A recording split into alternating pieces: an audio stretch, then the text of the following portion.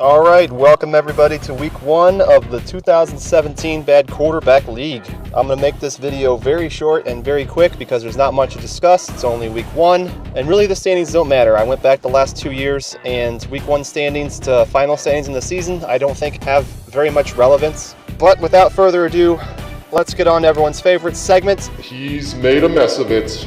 There were not many messes made on week 1. I'm only calling out Cade McNown because he was the only one among us to pick both of his worst performing teams with Jacksonville and Green Bay. We can't blame him for wanting to get Green Bay out of the way early against Seattle, but literally anything other than what he did would have been a better idea. Next, we have a new segment that I'm going to call Moneyballing It, coined by Johnny effing Moxon in recent emails. I like to use this segment to highlight someone who started a late draft pick over one of their shittier teams and got lots of points from it. Some might call it luck, but we'll pretend it was careful research and execution. Of the only 2 fourth-round teams people started this week, Seattle scored the most points, and I rightfully started them. But I'm going to give the game ball to Wade Wilson, who started third-round pick Cincinnati and got 65 points out of them at home. Good job. Next, let's go over the irrelevant week 1 standings. Tyler Palko started Indianapolis, as everyone expected, and got lots of points out of them. Not much more to say about it, but he started in first or second the last 2 years, and in both those years ended up finishing 6th place. So enjoy it while it lasts, punk. Johnny effing Moxon follows up his championship campaign with a nice week from Houston, who gave them a flood of points. Too soon?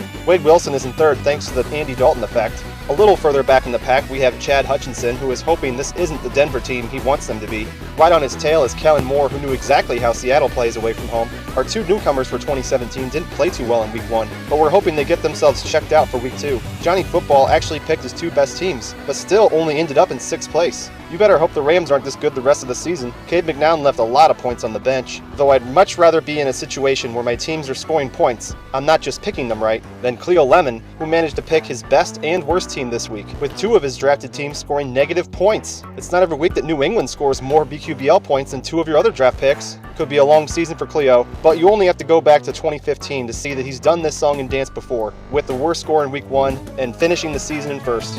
Alright, I told myself I'd do more work on the Turbush League this season, but this surely won't be the week I start doing that. Same story applies here. Colts and Houston are the reason for the top 2, although holy crap, TSS and a couple more S's win could have had a huge week. I give props to Jamarcus Russell for being the only one to pick the 2 top teams. No, you don't count Tim Tebow time, you had 2 bye weeks. But it's not like picking San Francisco and Baltimore was a difficult decision. Chris Winkie owns 3 of the 5 teams who scored negative this week.